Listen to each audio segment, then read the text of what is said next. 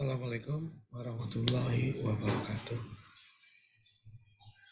Para pembelajar yang saya hormati, dimanapun Anda berada, ketemu lagi kita. Ini adalah sesi kelima dari mata kuliah tata kelola perusahaan atau sering disebut sebagai Good Corporate Governance. Kita akan bicara tentang apa sih peran dari Dewan Komisaris dan Dewan Direksi. Karena itu izinkan saya untuk sharing materinya sebagai berikut. Oke. Kecilin aja biar ya. Kita play.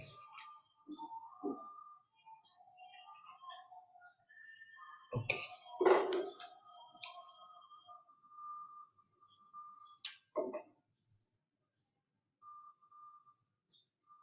Kita sering mendengar tentang komisaris maupun direksi. Komisaris dan direksi itu hanya dikenal di Badan Hukum Perseroan Terbatas. Di luar itu tidak menggunakan direksi dan komisaris. Jadi, untuk pengetahuan tentang badan hukum, terutama Badan Hukum Perseroan Terbatas, Anda bisa membaca buku di link ini. Di materi e-learning juga saya share bukunya, malah sudah bentuk buku nggak salah ya.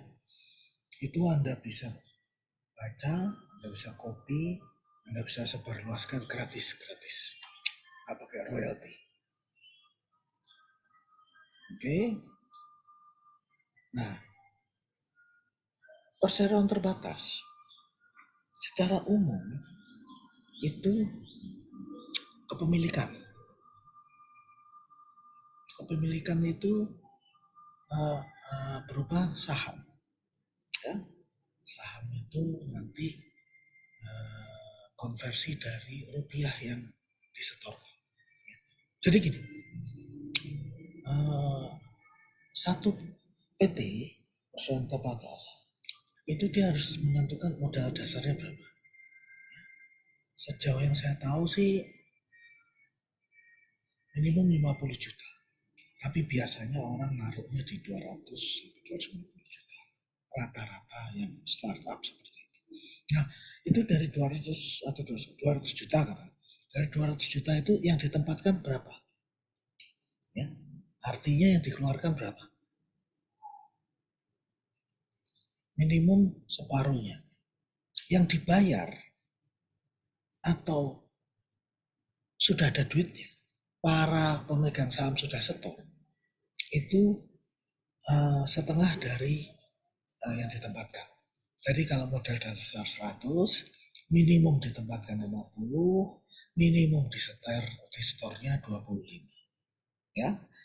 Nah, sisanya yang belum dikeluarkan itu disebut saham portopel, saham ditahan. Oke. Nah, kemudian tadi kan kita bilang dari 100 juta modal dasar ditempatkan 50 juta, dibayar 25 juta. Yang 50 juta sisanya dari yang ditempatkan itu disebut saham portfolio. Yang 25 juta kan tadi ditempatkan 50 juta, dibayar 25 juta. Nah, yang 25 juta ini disebut sebagai hutang pemegang saham. Oke. Nah, sekarang dari 100 juta tadi itu dijadikan berapa lembar saham? Itu terserah. Biasanya orang naruhnya per 1 juta. 1 juta satu saham, satu lembar saham. Artinya 100 juta 100 lembar saham. Tapi ada juga yang dibuatnya cuma per 10 juta. Jadi 100 juta itu dapatnya 10 lembar. Anda mau bikin satu lembar 25 juta? Boleh. Tidak ada ini ya, tidak ada pembatasan di situ. Oke. Batasannya paling sebenarnya satu lembar saham itu paling rendah Rp1.000. Oke, nah dari situ kita dapat siapa aja yang nyetor modal, siapa aja yang dicatat di akta pendirian sebagai orang yang megang saham, baik dibayar lunas maupun bukan. Nah, mereka ini disebut sebagai pemegang saham. Para pemegang saham ini kemudian melakukan rapat. Nah, itu yang disebut sebagai rapat umum pemegang saham, RUPS. Ya. Ini biasanya dilakukan 1 tahun sekali. Tapi kalau kondisinya darurat, mereka bisa mengadakan RUPS, RUPS LB gitu. Rapat umum pemegang saham luar biasa. Apa aja yang ada di RUPS LB? Satu, berupa anggaran dasar. Apa itu berupa anggaran dasar? Bisa tujuan perusahaan, bisa KBLI. KBLI itu apa? Saya lupa KBLI. Tapi coba Anda cari di internet. Ya, kategori berusaha. Lupa saya. Masya Allah.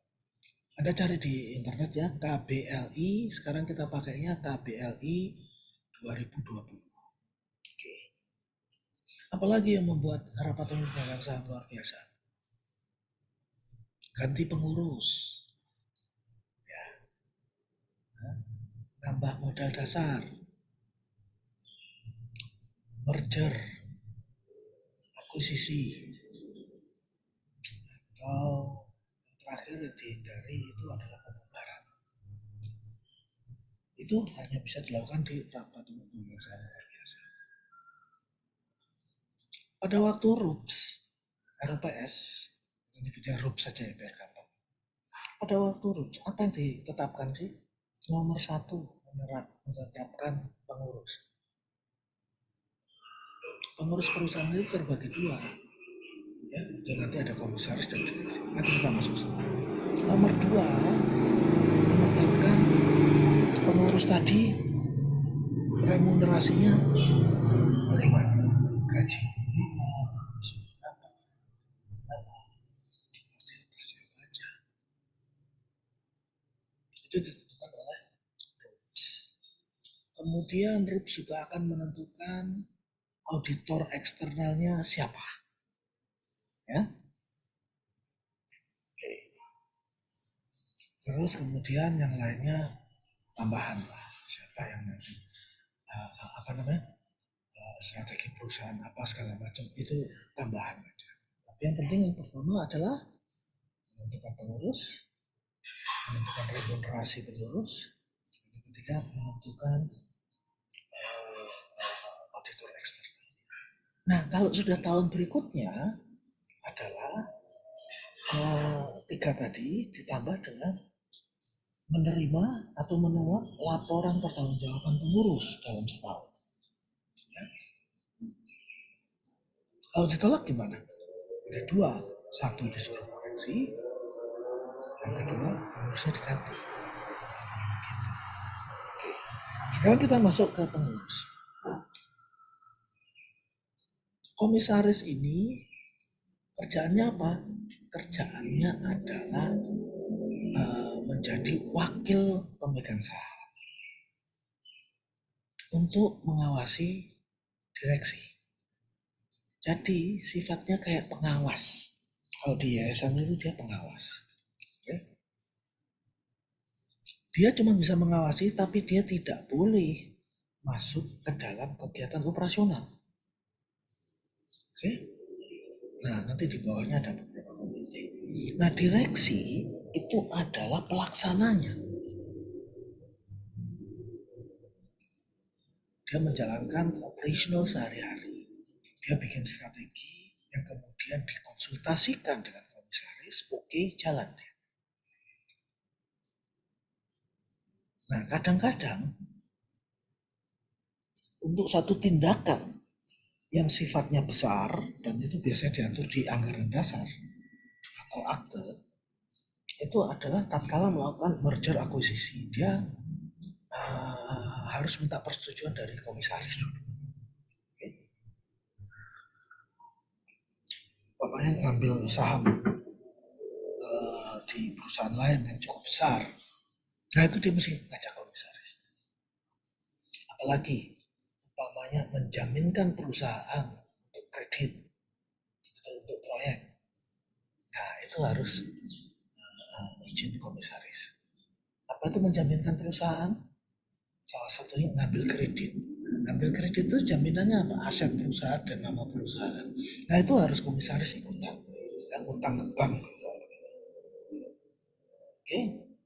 Atau tindakan lain yang di dalam anggaran dasar itu disyaratkan ada komisaris menyetujui. Nah, di bawah dari pengurus itulah para SDM, HR, manajemen maupun karyawan. Nanti ada pertanyaan sederhana. Jadi nomor pegawainya komisaris sama direksi itu berapa? Nah ini seru nih. Ada yang ngomong komisaris itu dimulai dari 01 atau direksi 01, kemudian komisaris di bawah urutannya itu tadi. Ini konsepsi yang salah. Termasuk juga kalau ada kenaikan gaji karyawan, komisaris sama direksi gajinya naik juga. Ada yang bilang, oh iya karena ada efek sundulan. Efek sundulan itu apa? Itu ada di manajemen SDM. Kalau yang di bawahnya naik, maka apa yang terjadi? Nanti di atasnya ikut naik.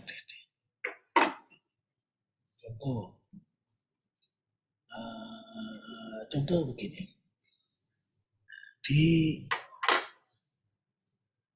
paling bawah begitu UMP naik, maka gaji yang paling bawah dia akan naik dong.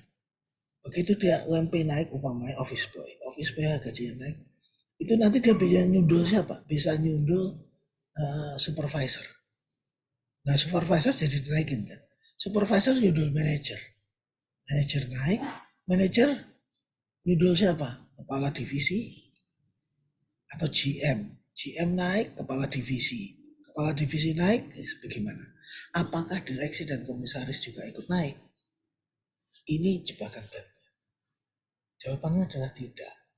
Sebagaimana nomor pegawai. Karena apa? Ingat ya, komisaris dan direksi bukan pegawai perusahaan. Dia adalah orang yang dikontrak oleh pemegang saham melalui rapat umum pemegang saham. Ya. Jadi manajemen karyawan itu tadi bertanggung jawabnya pada direksi. Direksi berkonsultasi dengan komisaris, tapi komisaris dan direksi itu bertanggung jawabnya pada RUPS. Saya rasa ini bisa dipahami. Kalau ada yang ikut mau tanya bisa langsung tanya, silakan. Sebelum kita jauh lebih dalam lagi. Oke. Ini ya, ingat ya. Pengurus perusahaan itu ada dua. Satu komisaris, yang kedua adalah direksi. Jangan lupa di dalam menikmati mata kuliah ini, kopi sebagian tidak ditinggal. Enak nih kopi, bentar ya. Masya Allah, tutup lagi. Nah, seperti tadi saya katakan, komisaris itu urusannya apa? Dia ngawasi dan mengarahkan strategi besar perusahaan. Yang besar-besar aja, strategi yang kecil-kecilan, umpamanya bagaimana cara buka toko, bagaimana buka pabrik, caranya. Nah, itu urusannya direksi. Kemudian komisaris, dia tadi saya bilang nggak boleh ikut campur untuk operasional, karena dia punya komite yang bekerja di bawah. Apa itu? Nanti kita lihat.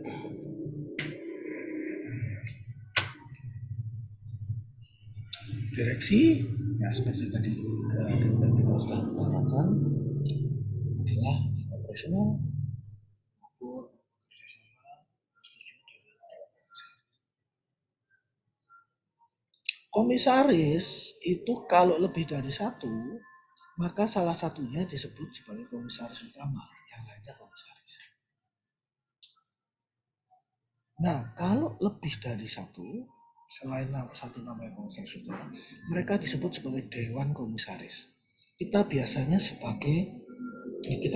menyebutnya sebagai Dekom, Dewan Komisaris. Kalau direksi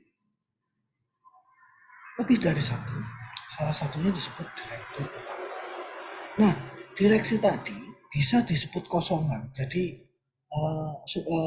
direksinya siapa aja? Direktur utama Abdul, direktur Sarip, direktur Joni, boleh begitu. Boleh juga Dirut Abdul, direktur operasional Joni, direktur keuangan Sarip, boleh. Terus nanti ada bikin direktur macam-macam, boleh. Ya, tergantung dari besarnya operasional perusahaan tersebut. Biasanya yang wajib ada di situ itu adalah keuangan. Dirq, itu biasanya ada. Nah, berikutnya nanti ada operasional, kadang ada pemasaran, kadang ada manajemen risiko dan kepatuhan, ada juga yang kepatuhan, macam-macam. Terserah, tergantung dari kebutuhan perusahaan tersebut. Oke. Di bawah Dewan Komisaris, direksi. Tadi kalau komisaris itu kalau lebih dari satu kan jadi Dewan Komisaris. Nah kalau direksi kita nyebutnya apa? Ada yang nyebut Dewan Direksi, tapi nggak enak ya disebut dedir. Nggak, persib. Biasanya kita menyebutnya sebagai direksi gitu aja. Itu sudah termasuk Dewan Direksi. Komisaris itu dekom. Bahasa Inggrisnya mereka nyebutnya sebagai ya dekom ya. Nah kalau direksi itu bahasa Inggrisnya mereka sebutnya sebagai C-level.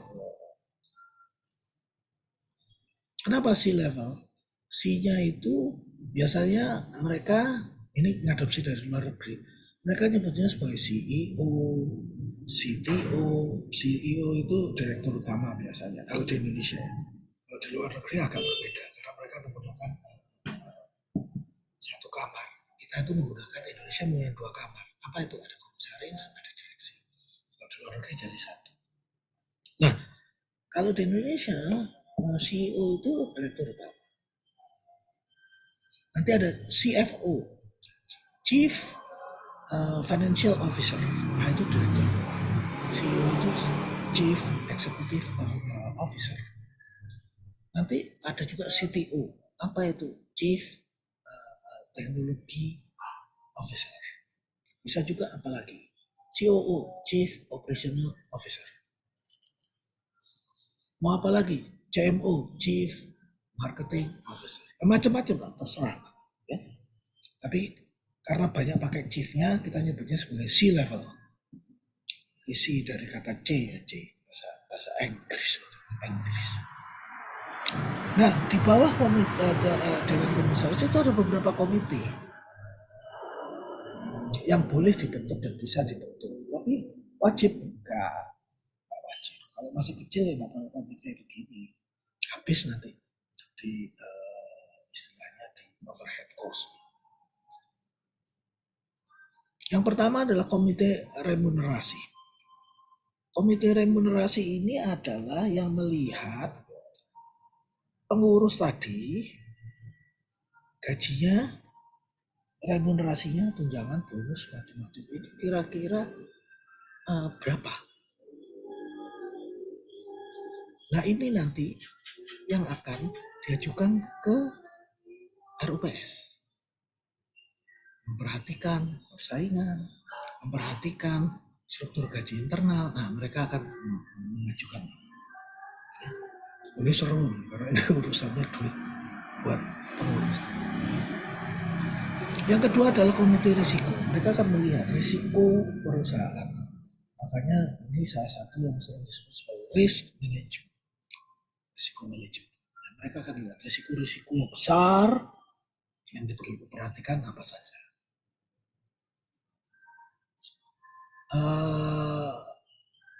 Mereka nanti akan membuat piagam komitmen risiko. dari piagam tersebut ditandatangani Dekon sama sama direksi. Mereka akan membentuk manajemen risiko, ya. Baik di tingkat komisaris maupun di tingkat di bawah direksi manajemen. Nah, di situ nanti ditulis apa saja yang menjadi ruang lingkup tugas dan wewenang dari manajemen risiko di perusahaan. Berikutnya adalah komite kepatuhan dan kepatutan. Nah, di sini GCG dan compliance itu masuk. GCG itu tentang bagaimana sih tata kelola yang baik, bagaimana sih peraturan-peraturan yang harus diikuti, diperhatikan. Dan yang lebih penting, dia Anda lihat apa sih bedanya kepatuhan dan kepatutan. Wah, itu kan sama, itu sama-sama nurut loh. Enggak, kepatuhan itu sifatnya adalah comply atau apa ya bahasa Indonesia yang comply, memenuhi segala peraturan perundangan yang berlaku. Itu kepatuhan. Kepatutan itu apa? Kepatutan itu adalah etika. Ya, tidak ada di aturannya, tapi kata bahasa Indonesia adalah pantas atau tidak. Ya, contoh, kalau ada penugasan proyek itu peraturannya mengatakan ya kalau orang ditugaskan di proyek ya sampai proyek selesai, itu adalah peraturannya. Tapi pantas nggak? Ya, kok bisa? Ya, kan dia juga punya keluarga. Dia juga selain sebagai karyawan, dia kan juga sebagai anggota keluarga atau bahkan kepala keluarga. Maka dibuat kebijakan setiap 3 bulan dia diberi kesempatan dan biaya untuk pulang nengok keluarganya. Nah, itu tidak disyaratkan di dalam peraturan perundangan, tapi itu masuk ke kepatutan. Pantas nggak sih masa kerja setahun di luar nggak pernah nengok dengan istrinya, atau lebaran dia nggak pulang apa segala macam. Nah, itu masuk di dalam kolom kepatutan. Oke. Berikutnya adalah komite audit. Komite audit ini ngapain? Dia akan melakukan audit terhadap manajemen audit atau auditor internal. Manajemen audit dan auditor internal itu ada di bawah direksi. Ya. Tapi komite audit ini tidak melakukan audit secara langsung kepada karyawan. Tidak. Yang diaudit itu adalah auditor internal sama manajemen audit di bawah direksi.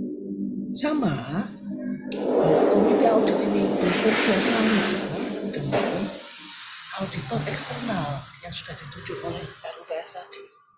Umpamanya siapa? Auditor eksternal KPMG, PricewaterhouseCoopers, apa lagi? Ernst & Young itu auditor eksternal yang top. Kayaknya juga ya begitu. Namanya juga pakai bahasa Inggris biasanya. Nah, kenapa? Bagaimana cara memilih auditor eksternal? Salah satunya yang pertama paling penting kemampuan perusahaannya seberapa. Karena kalau yang saya sebut tadi pertama, itu mahal-mahal itu. Rate-nya seringkali pakai dolar. Bayarnya rupiah, tapi dikonversi dari rate dolar. Wah, itu sakit kepala itu. Kalau kecil. Ya, satu kemampuan. Yang kedua apa? Niat dari perusahaan. Auditor itu kan juga ada macam-macam. Ada yang pegang teguh integritasnya, apa aja diperiksa sesuai standar. Ada yang maunya apa, udahlah saya ikutin maunya. Nah, ini saya nyebutnya sebagai auditor ecek-ecek. Kenapa dia menjadi nyetir? Maaf, dia disetir atau dia dikendalikan oleh dewan direksi sama komisaris sesuai dengan kemauan. Padahal harusnya dia independen. Ya. Nah, dari auditor eksternal nanti mereka akan membuat laporan audit. Keuangannya gimana, operasionalnya gimana. Dan yang paling penting, mereka akan bikin namanya management letter. Kalau saya ngaudit atau lihat laporan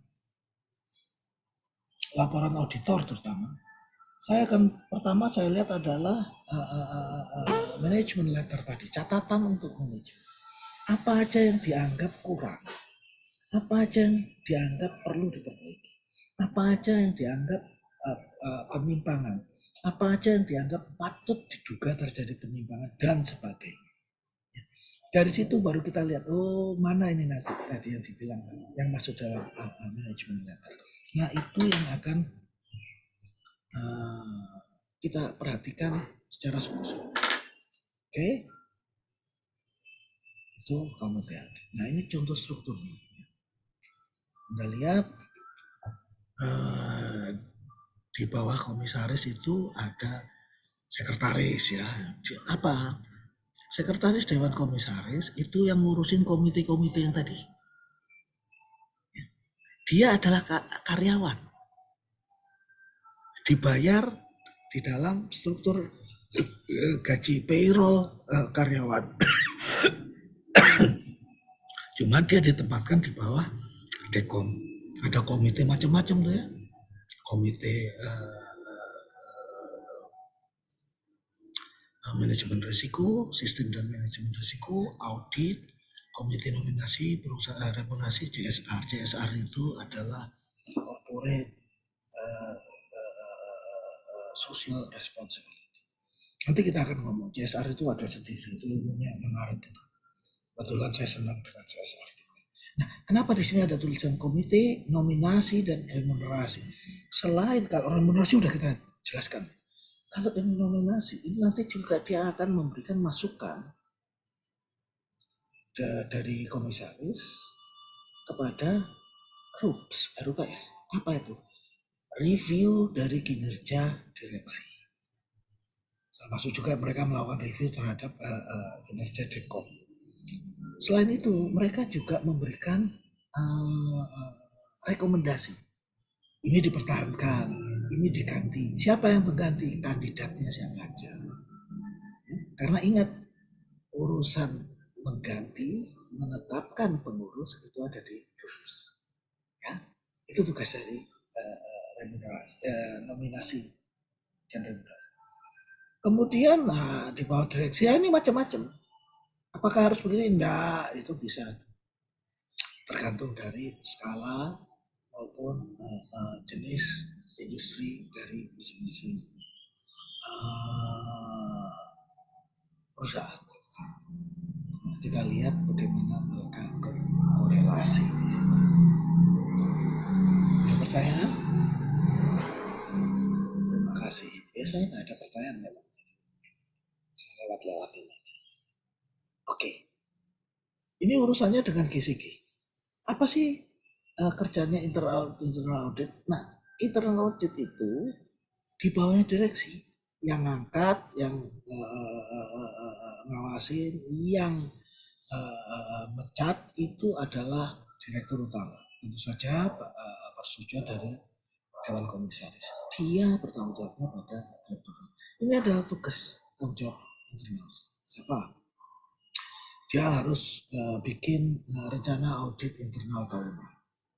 Kapan akan audit, di mana saja, apa saja yang akan diaudit. Kemudian dia akan melihat efektivitas sistem pengendalian internalnya gitu. Ada nggak hal-hal yang bisa bocor? Bagaimana sistem manajemen risiko? Bagaimana IT? Ya, sesuai dengan kebutuhan. Contoh. Pengendalian internal. Mereka biasanya akan melihat yang paling sering disorot itu adalah pengadaan. Pengadaannya sudah objektif nggak? Pengadaannya tetap menjaga integritasnya. Biasanya saya selalu ngomong ke kebetulan saya adalah dewan juri di Pub BUMD Award sama Pub GRC Award. Kita nanya sama direktur gini, Anda bilang tata kelola Anda bagus, oke. Pernah nggak Anda melakukan stress test? Apa itu stress test? Gini, buat satu skenario pengadaan jangan dikasih tahu.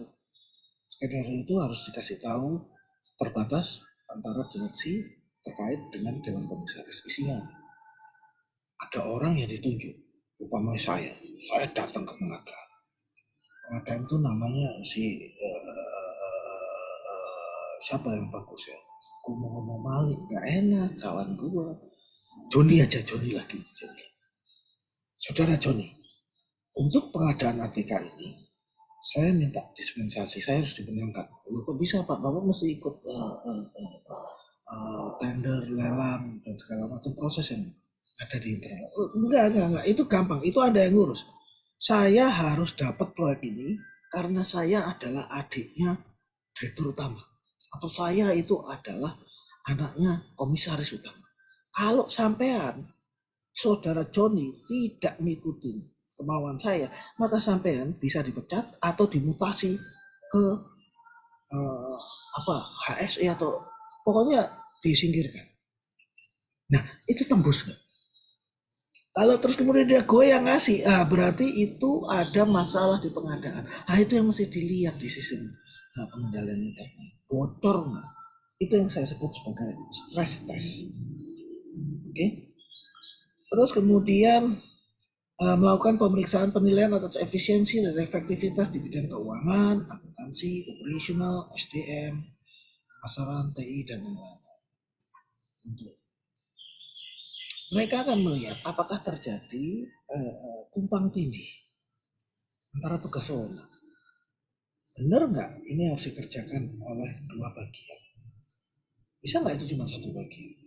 Atau benar nggak ini harus dikerjakan oleh dua orang? Bisa nggak cuma satu? Terus benar nggak ini hanya bertumpu pada satu orang? Itu juga menarik. Karena apa? Kita bisa menilai sistemnya. Salah satu yang saya sering tanyakan itu adalah bagian lain dari yang pertama tadi bukan stress test, tapi integrity test. Uji integritas. Yang kedua ini yang saya sebut sebagai stress test. Apa stress test? Umpamanya, manajer SDM, Sarip ini oke, top, bagus kerjanya. Nah, pernah nggak dibuat Sarip itu tahu-tahu dikasih duit, disuruh umroh. Oke, Rip, lu umroh. Nah, Anda tahu kan 14 hari itu kan urusan. Selama 14 hari Sarip nggak ada di situ, perusahaan masih jalan. Sistemnya masih jalan. Kalau sistem di SDM tadi berhenti, itu berarti dia sangat rentan. Apa rentannya? Ini masih urusannya si Sarip disuruh umroh. Bagaimana kalau Sarip sakit? Bagaimana kalau Sarip mati? Masih tetap jalan nggak perusahaan? Ya. Kalaupun goyang, seberapa keras goyangan? Kalau sampai dia berhenti operasional, we got problem. Ya. Berarti menghadapi tes ini nggak lolos. Ya. Itu bisa dilakukan di macam-macam, di keuangan, akuntansi, operasional, marketing, dan TI yang lain, dan kegiatan yang lain. Oke. Kemudian tugas berikutnya adalah melakukan audit investigasi apabila diperlukan. Kira-kira ada problems yang muncul. Begitu ada problems, itu akan dilakukan investigasi, audit investigasi. Jadi kita lihat, terus kemudian ini yang laporannya agak nggak benar, ayo kita dalamin lagi. Itu disebut sebagai audit investigasi. Contoh tragedi bola di Kanjuruhan malam. Audit investigasi itu bisa melihat dari satu, terjadinya korban, terjadi kerusakan. Nah itu mereka melihat itu apa aja yang terlibat, ya? Siapa aja yang bertanggung jawab. Dari situ nanti mereka melakukan rekomendasi. Berikutnya adalah menguji ketaatan peraturan. Ya. Ini patuh ya. di internal maupun di anak perusahaan. Ini kita punya problem karena undang-undang perseroan terbatas, undang-undang nomor 40 tahun 2007 itu tidak terlalu mengatur tentang anak perusahaan. Padahal anak perusahaan ini kalau nggak dikendalikan ini bisa bahaya, bisa bikin rugi, baik secara finansial maupun reputasi, maupun dia bisa menjadi liar, nggak bisa dikendalikan, menjadi ya itu tadi tidak bisa kendalikan. Nah itu masih dilihat bagaimana ketaatan yang dari atas sampai dengan anak perusahaan. Oke. Kemudian membuatlah laporan apa sih audit yang dilakukan, terus kemudian disampaikan ke direktur utama dan komisaris. Ingat ya, kita mau audit bertanggung jawab ke direktur utama. Kenapa dapat dewan komisaris? Karena nanti itu yang namanya di dewan komisaris adalah komite audit. Maka di bawah ada bekerja sama dengan komite. Sampai di sini ada pertanyaan? 1, 2, 3. Tidak ada, biasa. Komite audit. Apa sih yang dilakukan oleh komite audit? Tertutup. Ya, dia harus mendorong penerapan dari GCG, tata kelola perusahaan. Kemudian ada struktur pengendalian internal yang cukup memadai. Tidak terlalu besar, tapi juga jangan seadanya. Apa? Disesuaikan dengan kemampuan dan operasional perusahaan. Meningkatkan keterbukaan informasi.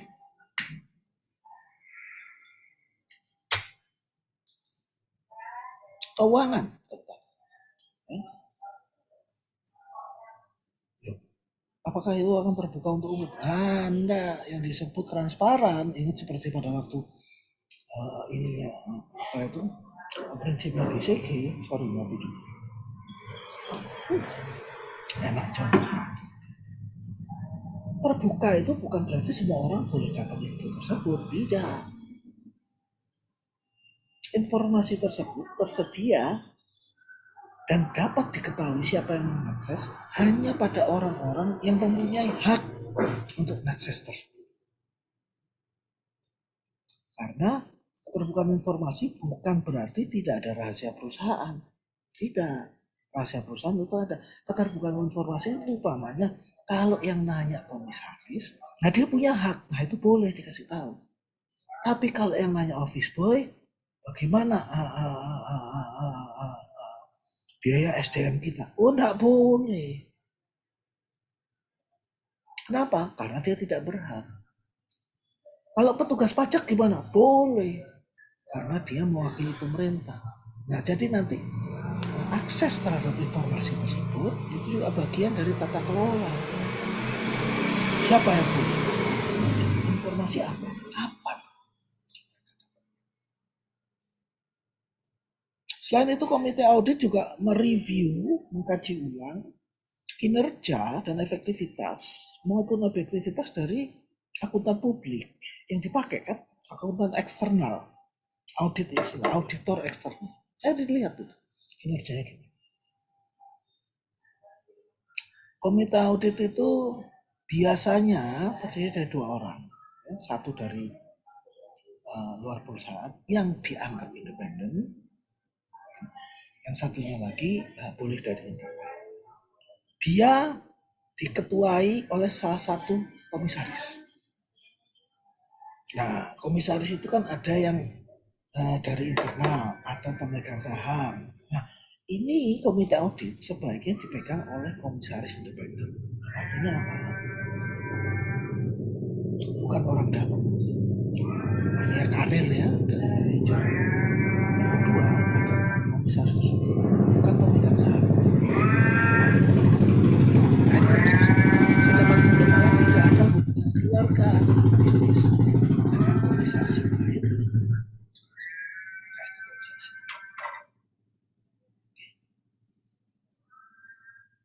Apa?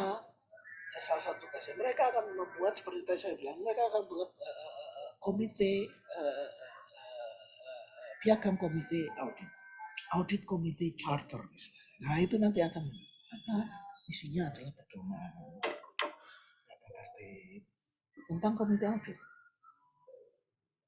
Untuk apa? Untuk pelaksanaan GCG. Apa aja? Tuh, lihat tuh. Aspek-aspeknya itu adalah tarif. Ya, tarif apa? Oh, ini sudah kita jawab.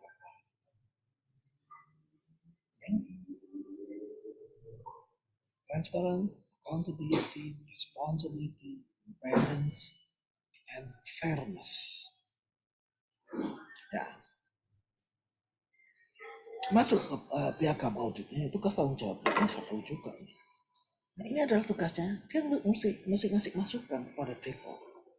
Apa sih yang terjadi dari laporan-laporan seperti itu? Apa sih yang nanti perlu disampaikan oleh Deko kepada direksi? Apa yang harus jadi perhatian khusus? Dan tentu saja tugas-tugas lain yang terkait dengan Deko. Komite audit juga mereview rencana kerja tahunan dari siapa? Audit internal yang di bawah direksi. Rencananya apa? Realisasinya apa? Nah, ini ada bedanya nggak? Ada kita nyebutnya ada deviasinya. Kalau ada deviasinya mereka akan ingat ya, deviasi antara rencana dengan realisasi itu cuma dua sebab. Satu, tidak dilaksanakan dengan sungguh-sungguh, termasuk di dalamnya tidak dimengerti dengan baik. Yang kedua, ada faktor lain yang tidak dimasukkan di dalam rencana tapi kemudian mengganggu. Contoh, pada waktu 2019 rencana untuk 2020 itu ya seperti biasa. Tahu-tahu ada COVID. COVID ini kan tidak ada di dalam perencanaan, tapi kemudian menjadi mengganggu. Nah itu yang menyebabkan terjadi deviasi antara rencana dengan realisasi. Masuk apa kategori yang kedua? Ada faktor baru yang sebelumnya tidak diperhitungkan. Nah itu nanti kemudian masuk ke dalam kolom penyesuaian yang harus dibicarakan dengan direksi. Dia juga mengerjakannya secara triwulanan. Jadi setahun 4 kali ya. Kita nyebutnya sebagai Q. Q itu quarter. Dibagi 4. Setahun dibagi 4. Berarti berapa? 12 bagi 4, 3 bulan. Ya kita nyebutnya Q1, Q2, Q3, Q4. Nah, kalau kita ngomong semester, Indonesia itu jarang pakai S1, S2. Enggak, tapi makainya H1, H2. Apa itu? Half year 1, half year 2. Semester juga. 6 bulan. Ya. Nah itu melakukan laporan, tinjauan, laporan apa yang sudah dilakukan oleh auditor. Komite audit juga akan melihat laporan dari Komite Manajemen Risiko yang merupakan risiko dari perseroan yang perlu dilihat mitigasinya seperti apa. Gini. Risiko itu kayak gini. Ada satu risiko. Risiko apa? Mati lampu di pabrik, mati listrik di pabrik. Oke, itu adalah risiko dasar, raw, mentah. Kemudian kalau mati lampu, oh kita pakai genset. Ya, itu penyediaan genset, pengoperasian genset itu adalah mitigasi. Dapat?